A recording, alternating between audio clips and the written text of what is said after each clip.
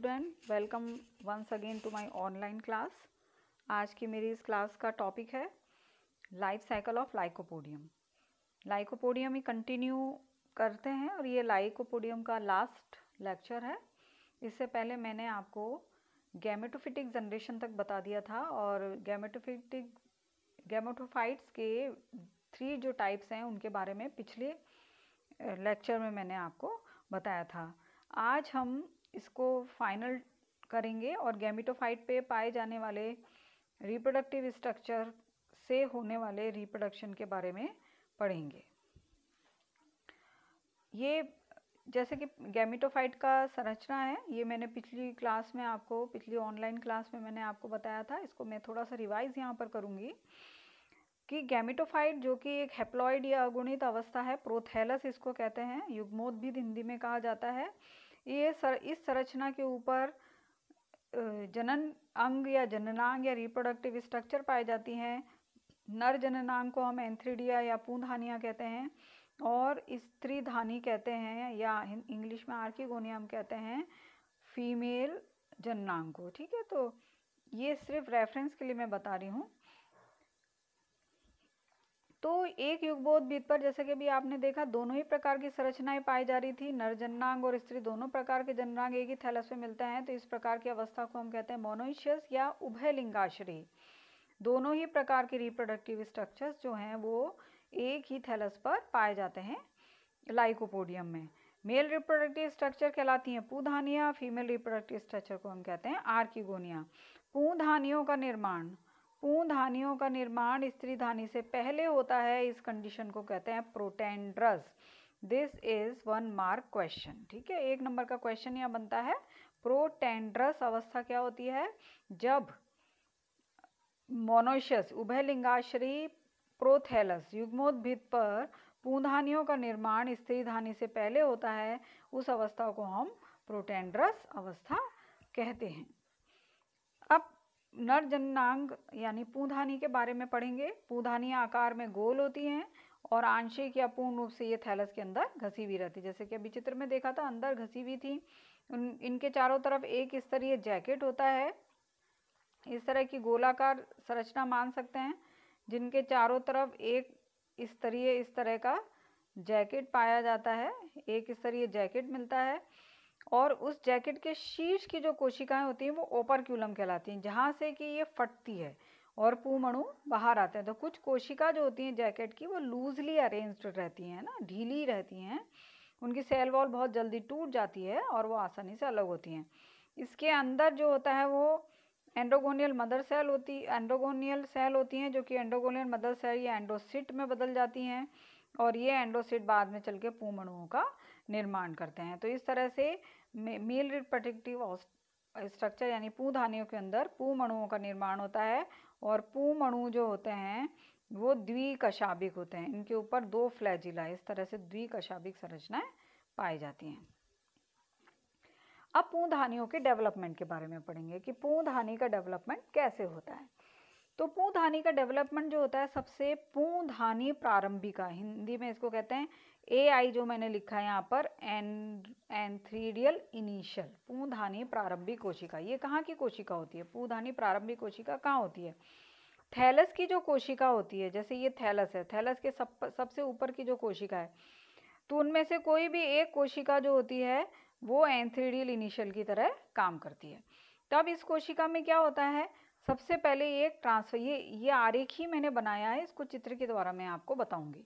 ठीक है, इस एक कोशिका के अंदर क्या होता है, ट्रांसवर्स डिवीजन होता है। ये एक अनुप्रस्थ विभाजन इसे कहते हैं, निर्माण होता है ऊपरी कोशिका का और निचली कोशिका का। ठीक है, एक आउटर सेल बनती है और एक इनर सेल का निर्माण होता है। आउटर सेल को कहते हैं जैकेट इनिशियल और नीचे वाली कोशिका को कहते हैं प्रारंभिक पूंजनक कोशिका है, प्राइमरी एंडोगोनियल सेल। ठीक है, अब इस जैकेट सेल में क्या होता है, ये जो जैकेट सेल बना, इस जैकेट सेल में अनेक एंटीक्लाइनल डिवीजन होते हैं। तो उससे क्या होता है, ये आकार में इस तरह से बढ़ने लगता है। ठीक है, एंटीक्लाइनल डिवीजन, पेरिक्लाइनल डिवीजन क्या है, ये मैं डिटेल में आपको अपने मेरे प्रीवियस वीडियो में बता चुकी हूँ, उसको आप देख लेना। यहाँ पे रेफरेंस के तौर में मैं इतना बता सकती हूँ कि एंटीक्लाइनल डिवीज़न या अपनत विभाजन लॉन्गिट्यूडनल डिवीज़न होता है और ये लॉन्गिट्यूडनल डिवीज़न अक्ष के समानांतर होता है। ठीक है, तो इस तरह से यहाँ पर ये लंबवत ऊपर से नीचे, इसको हम इसी तरह बना सकते हैं, ऊपर से नीचे की तरफ इस तरह से, और इस तरह से एक जैकेट का निर्माण हो जाता है।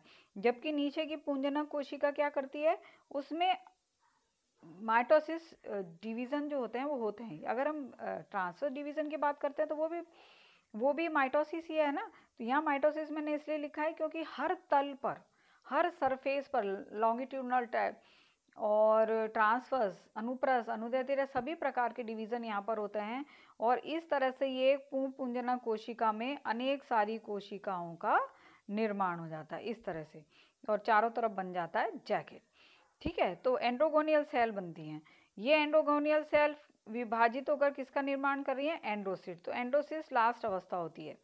ओके, और ये एंड्रोसिट सेल यानी एक एंड्रोसिट सेल मेटामॉर्फोसिस द्वारा, इसमें किसी प्रकार का डिवीजन नहीं हो रहा है, इसको हम कहते हैं कायांतरण। यहाँ लिखा हुआ है, यहाँ लिखा हुआ है कायांतरण। तो ये कायांतरण के द्वारा बदल जाती है पूमणु में, है ना। तो पूमणु जो होती है ये कैसी संरचना होती है, इस तरह, और इसमें क्या, दो फ्लैजिला इस तरह से पाए जाते हैं, दो कशाभिक इस तरह से पाए जाते हैं। इसका अपना एक केंद्रक होता है और ये इस तरह की एक संरचना होती है। ठीक है, अब इसको हम चित्र के द्वारा समझ लेते हैं। चित्र में हम देख रहे हैं एंथ्रीडियल इनिशियल है। ये एंथ्रीडियल इनिशियल में ट्रांसवर्स डिवीजन हुआ, ऊपर और नीचे कोशिकाओं का निर्माण, सॉरी ए है ये ट्रांसवर्स डिवीजन हुआ, जैकेट इनिशियल बन गया, एंडोगोनियल सेल बन गई। जैकेट में इसी तरह से पेरिक्लाइनल डिवीजन होने लगे और एंडोगोनियल सेल में हर तल पर माइटोसिस विभाजन होने लगे। तो इस तरह का स्ट्रक्चर का निर्माण हो गया और अंत में जाकर ये गोलाकार संरचना बन गई। और ये है मैच्योर एंथ्रीडियम पूंधानी। इसमें जैसे कि मैंने बोला था कि अभी कि ओपरक्यूलम होता है, यानी कुछ जैकेट की, ये जैकेट है पूरा यहाँ इसके चारों तरफ। तो जैकेट की कोशिकाओं के ऊपर की कोशिकाएं जो है वो एक मुख, ओपरक्यूलम यानी एक मुख है उसका काम करती हैं। और ये एंथ्रेजॉइड्स इसके अंदर पाए जाते हैं, द्विकशाभिक एंथ्रेजॉइड्स यहाँ पर मिलते हैं। अब लेते हैं फीमेल रिप्रोडक्टिव स्ट्रक्चर यानी आर्किगोनियम। आर्किगोनियम जो है वो नेक और वेंटर में विभेदित होती है। एक्चुअल में ये इस तरह की फ्लास्क की शेप की संरचना होती है। तो ये वाली भाग तो इसका कहलाता है नेक, यहाँ वाला भाग इसको हम कहते हैं नेक, और इधर वाले नीचे वाले फूले हुए भाग को कहते हैं वेंटर, अंडदा, है ना। तो दो संरचना में विभेदित होती है, जबकि नीचे वाला भाग जो होता है वो पूरी तरह से थैलस के अंदर घसा हुआ मिलता है। तो कोई भी थैलस है उसकी कोशिकाओं में ये पूरा भाग इस तरह से घसा हुआ पाया जाएगा। और ग्रीवा जो होती है वो प्रोजेक्टेड होती है, थैलस के बाहर निकली रहती है। ग्रीवा जैकेट की 3 से 4 कोशिका ऊंचाई की 4 उदग्र पंक्तियों से बनती है। ग्रीवा जैकेट यानी इसके चारों तरफ यूं इस तरह की कोशिकाएं पाई जाती हैं। ठीक है, तो वो 4 पंक्तियों की होती हैं। और ग्रीवा नाल में ये अंदर की तरफ जो कोशिकाएं हैं वो नेक कैनाल सेल कहलाती हैं और ये संख्या में 3 से 16 तक होती हैं। और अंडदा यानी जो थैलस में घसा हुआ भाग है, इसमें जैकेट नहीं पाया जाता है, इसके चारों तरफ जैकेट नहीं बनता है। तो ये उत्तक में, युग्मोद्भिद के उत्तक में घिरा रहता है।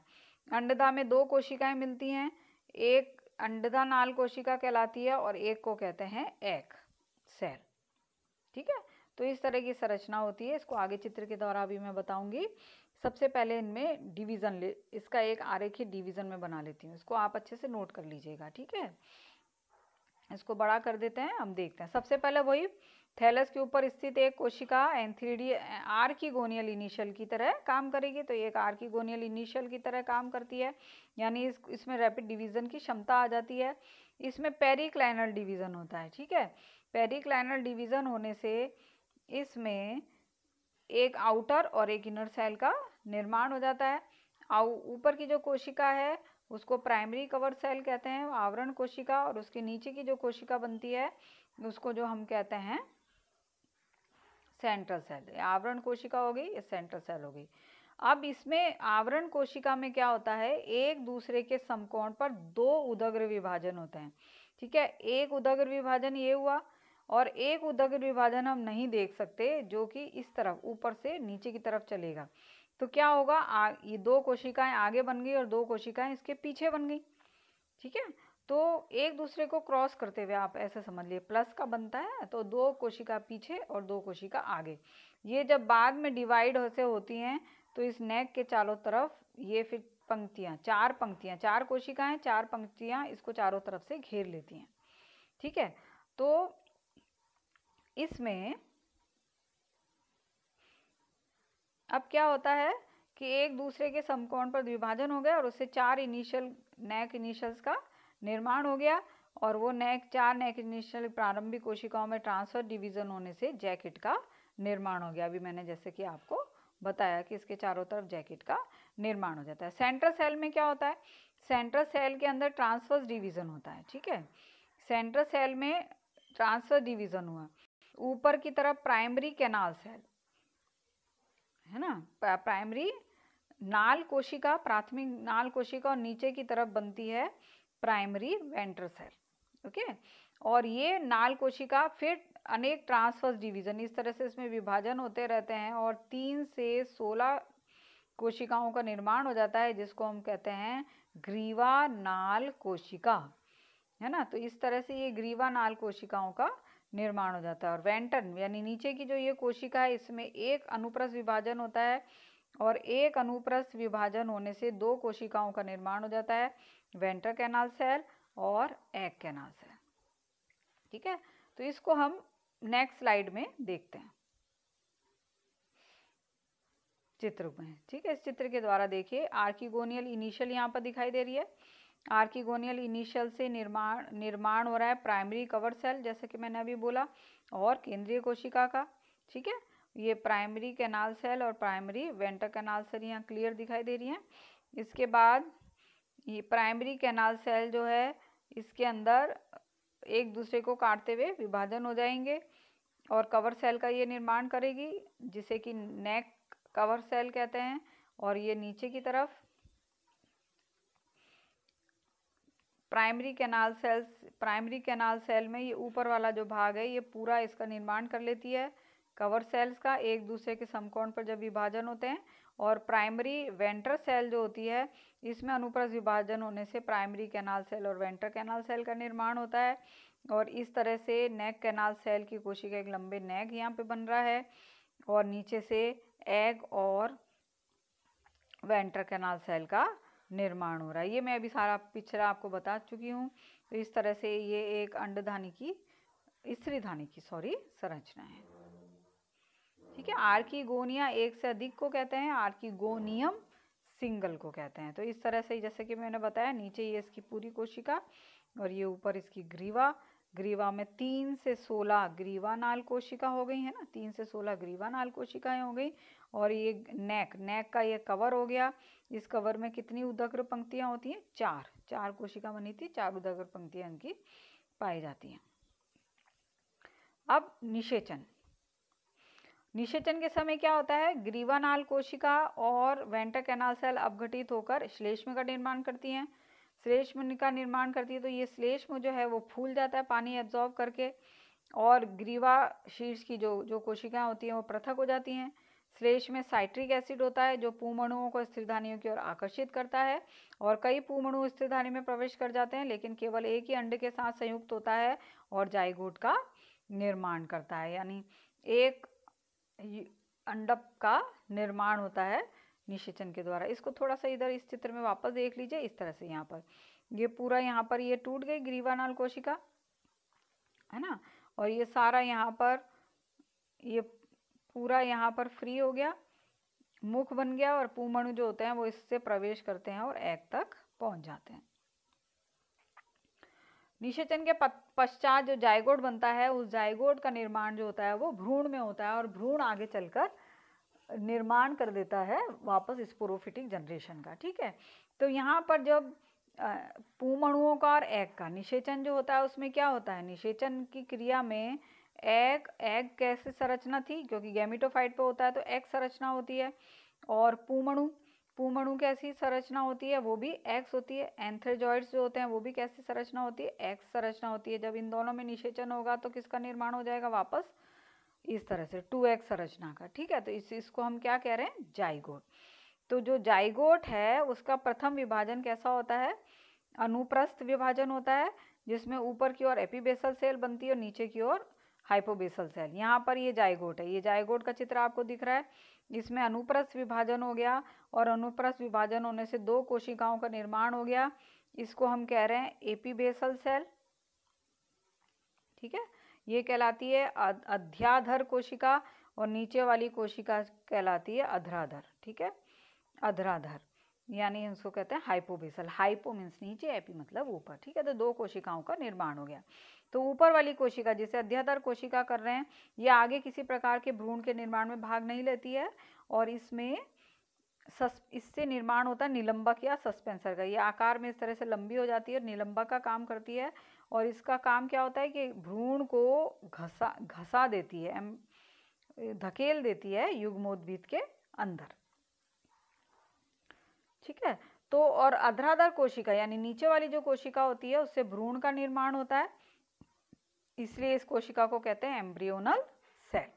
इसको पिछले वाले चित्र में देख सकते हैं वापस, यहाँ पर लिखा हुआ है ये एम्ब्रियोनल सेल। यहाँ पर ये एम्ब्रियोनल सेल आप देख पा रहे हैं, सस्पेंसर सेल और एम्ब्रियोनल सेल, ठीक है। तो इस तरह से एम्ब्रियोनल सेल का निर्माण होता है और भ्रूणी कोशिका एक दूसरे के समकोण पर, ठीक है। अब ये तो पूरा सस्पेंसर बन गया, इसको तो अब इससे भ्रूण का निर्माण आगे नहीं हो रहा है। अब इसके एक दूसरे के समकोण पर 2 उदग्र विभाजन होते हैं, यानी ऐसे और एक वही पीछे की तरफ, इस तरह से ऊपर से नीचे की तरफ ये जाएगा। तो वही टी आकार, 2 कोशिका पीछे बन गई, 2 कोशिका आगे बन गई। तो हम केवल आगे की 2 कोशिका देख पाते हैं, पीछे की 2 कोशिका को चित्र के द्वारा नहीं दिखा सकते हैं, ठीक है। तो इस तरह क्या हो गया, 2 कोशिकाओं का निर्माण हुआ, उदग्र विभाजन हुआ और 2 कोशिका इधर बन गई, 2 कोशिका इसके पीछे बन गई, एक दूसरे के समकोण हुआ। फिर इसमें एक अनुप्रस्थ विभाजन हो गया, तो 1 2 इसके पीछे 2 कोशिका, 1 और 2 इसके पीछे 2 कोशिका। तो क्या हो गया, 4 कोशिकाओं के 2 टीयर, 2 सोपानों का निर्माण हो जाता है। तो टोटल कितनी कोशिका बन गई, 8। तो यहाँ लिखा है कि 2 उदग्र विभाजन होते हैं जिसके फलस्वरूप 4 कोशिकाएं बनती हैं। इन कोशिकाओं में अनुप्रस्थ विभाजन से 8 कोशिकाएं बनती हैं जो 4 कोशिकाओं के 2 सोपानों में व्यवस्थित होती हैं। तो इस तरह से यहाँ पर 1 आप देख पा रहे हैं, 1 2 3 और 4, 4 कोशिका ये हैं और 4 कोशिका इसके पीछे हैं, ठीक है। तो इस तरह से ये 8 सेल की एम्ब्रियो की अवस्था यहाँ पर आ जाती है। अब इसके आगे के विभाजन में क्या होता है आप देखें, आगे का विभाजन लाइकोपोडियम में 2 तरह से होता है, 2 प्रकार से भ्रूण का परिवर्धन होता है, क्योंकि इसमें 2 तरह के वंश हैं। इस हिसाब से भूमिगत जो सबस्टेरेनियन जो अंदर की जो अंडरग्राउंड प्रोथैलस होता है, सेकंड टाइप का सॉरी, उस प्रोथैलस वाली जातियों में लाइकोपोडियम क्लेवेटम या कॉम्प्लेनेटम में निलंबक यानी सस्पेंसर निकट स्थित सोपानों की 4 कोशिकाएं विभाजनों द्वारा मासल फुट का निर्माण करती है, इसे हिंदी में पाद कहते हैं, जिसके द्वारा भ्रूण प्रोथैलस से भोजन का प्राप्त करता है। तो फुट का कार्य है भ्रूण का अवशोषण करने का, ठीक है। तो यहाँ पर इस चित्र में अगर मैं दिखाएं आपको, वापस इस चित्र को मैं दिखाती हूँ, है ना। यहाँ पर आप देखेंगे कि ये ऊपर की जो 2 यहाँ जो 4 कोशिकाएं हैं, इन कोशिकाओं से इस फुट का निर्माण हो रहा है, जबकि लीफ और स्टेम जो होते हैं, लीफ और स्टेम का जो निर्माण हो रहा है वो निचली कोशिकाओं से हो रहा है,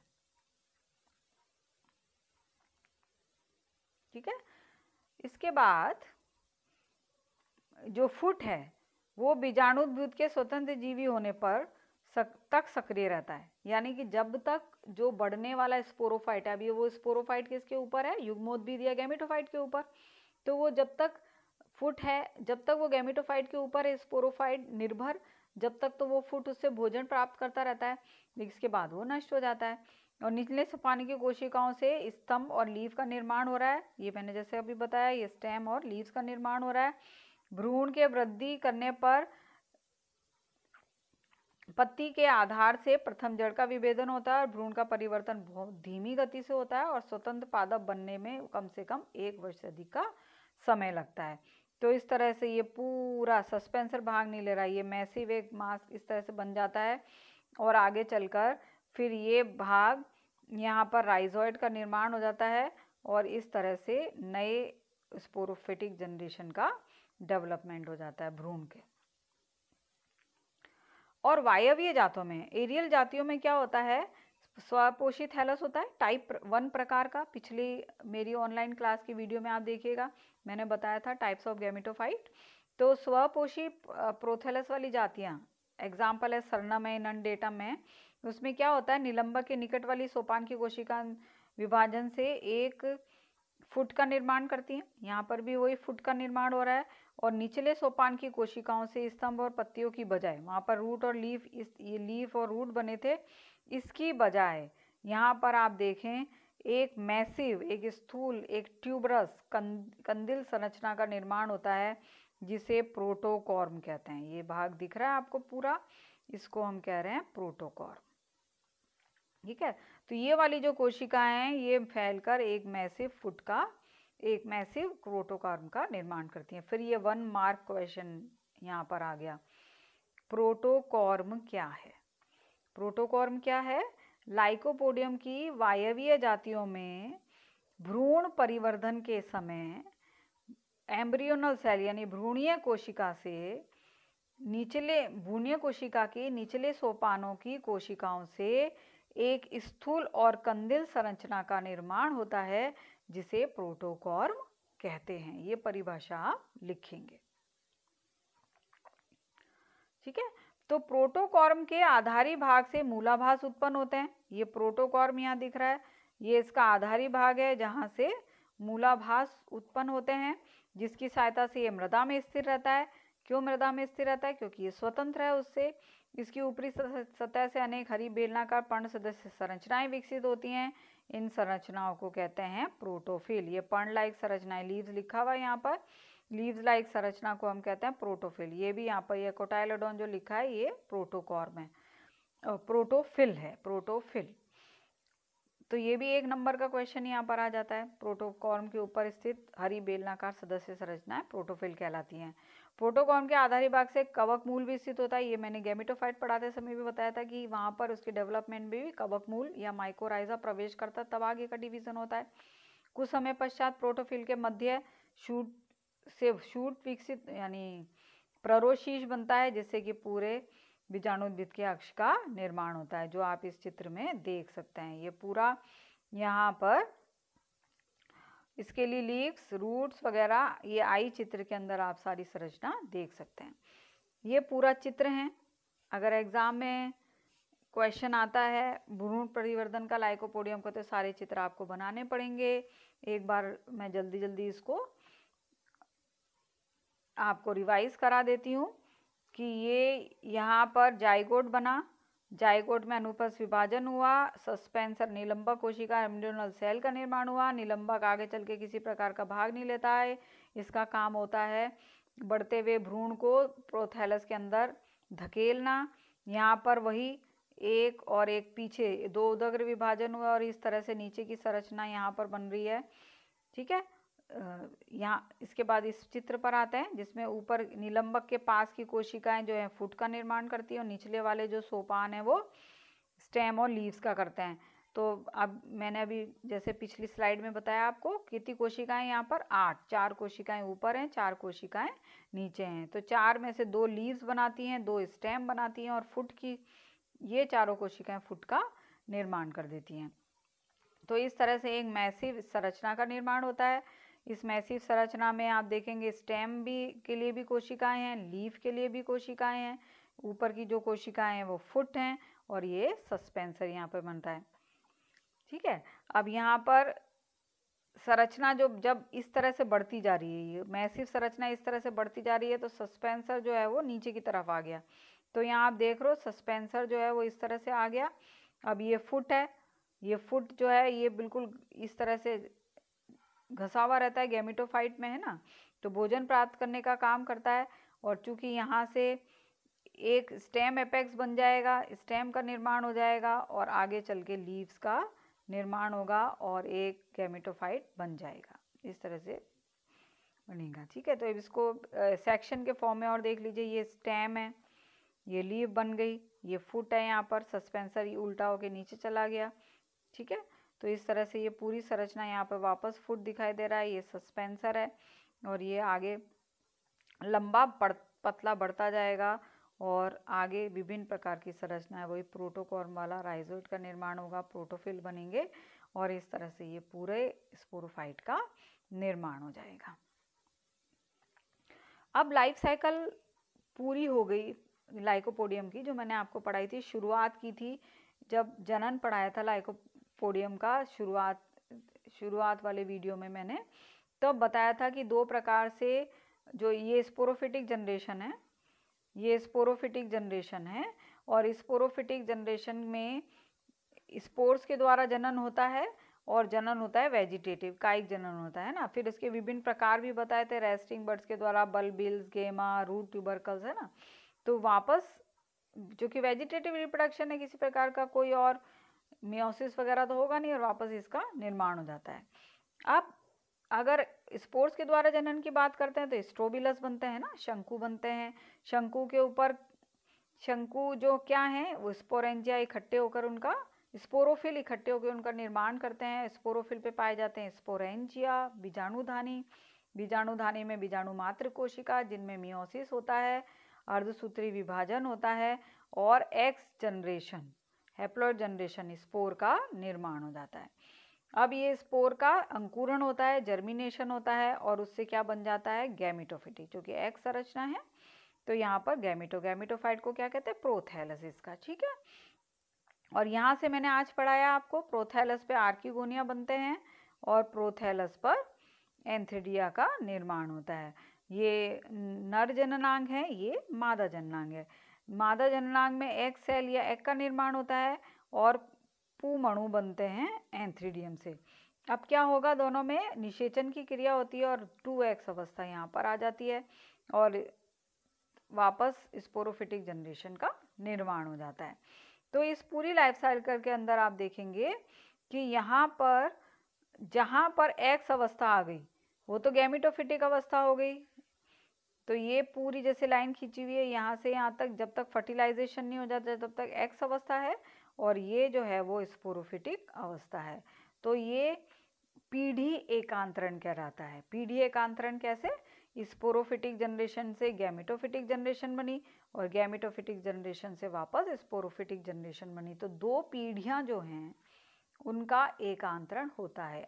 तो पूरी साइकिल जो है वो ये लाइफ साइकिल लाइकोपोडियम की कहलाती है। पूरी लाइफ साइकिल है जो कि पीढ़ी एकांतरण करती है, ऑल्टरनेशन ऑफ जनरेशन इसमें पाया जाता है। चित्र के तौर पर हम देख सकते हैं ये पूरा इसका स्पोरोफाइट है। स्पोरोफाइट ये स्ट्रोबिलस, स्ट्रोबिलस के अंदर इसका एलएस है ये स्ट्रोबिलस का, और इस एलएस के अंदर यहाँ पर स्पोरेंजियम है। ये एक पूरा स्पोरोफिल है, यहाँ पूरी एक संरचना दिख रही है स्पोरोफिल की। स्पोरोफिल के अंदर पाया जा रहा है स्पोरेंजियम या बीजाणुधानी, बीजाणुधानी में अर्धसूत्री विभाजन, स्पोर्स का निर्माण, स्पोर का जर्मिनेशन हुआ, गैमेटोफाइट बना जो इसकी अर्ली स्टेज है और ये मैच्योर गैमेटोफाइट है। इसमें आर्किगोनिया बन रहे हैं, इसमें एंथ्रीडिया बन रहे हैं, निषेचन की क्रिया हो रही है, जाइगोट का निर्माण हो रहा है और जाइगोट वापस स्पोरोफिटिक जनरेशन बना देता है और इस तरह से ऑल्टरनेशन ऑफ जनरेशन चल रहा है। तो यहाँ पर भी आप देखेंगे लाइन जहाँ खींची गई है ये डिप्लॉइड और ये हैप्लॉइड अवस्था, ये पूरा इस तरह से इसको मियोसिस होता है तो हैप्लॉइड अवस्था आ गई और फर्टिलाइजेशन के बाद, निषेचन के बाद वापस 2x अवस्था आ जाती है। तो इस तरह से ये लाइकोपोडियम का लाइफ साइकिल आज कंप्लीट होती है। पूरा लाइकोपोडियम का जो टॉपिक है वो आज यहाँ कंप्लीट हो गया। कल से नया टॉपिक मैं आपको पढ़ाऊंगी। Thank you very much.